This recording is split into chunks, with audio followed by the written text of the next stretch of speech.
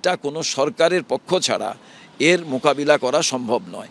তাই প্রথম আমি দাবি করেছিলাম যে এটাকে জাতীয় বিপর্যয় হিসাবে ঘোষণা করা হোক এবং অল পার্টি মিটিং ডাকা হোক, পর্যাপ্ত ত্রাণ দেওয়া হোক, স্পেশাল প্যাকেজ ডিক্লেয়ার করা হোক।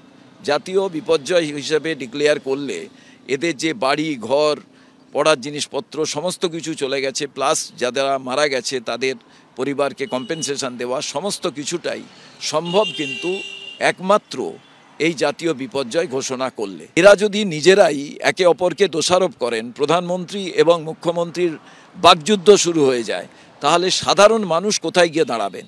এখানকার বিজেপির যারা নেতৃত্ব আছেন, রাজ্যের যারা নেতৃত্ব আছেন, তাদের কাছে আমি প্রথম দিনই বলেছিলাম, মুখ্যমন্ত্রী উত্তরবঙ্গের বন্যা পরিস্থিতি দেখেও সেখানে দেখা যাচ্ছে যে কার্নিভাল হচ্ছে, সেই কার্নিভাল ছেড়ে তিনি চলে আসতে পারতেন। আবার পরিবর্তন যাত্রা করছে সরকারি বিরোধী দল। এবার এরা কিন্তু কোনো সময় ভাবছেন না মানুষের দুর্গতির কথা, এরা ভাবছেন 2026-এর নির্বাচন, আর সেই নির্বাচনকে সামনে রেখে নিজেরা কে কত শক্তি প্রদর্শন করতে পারে, বাকযুদ্ধে নামতে পারে, তার পরিণতি।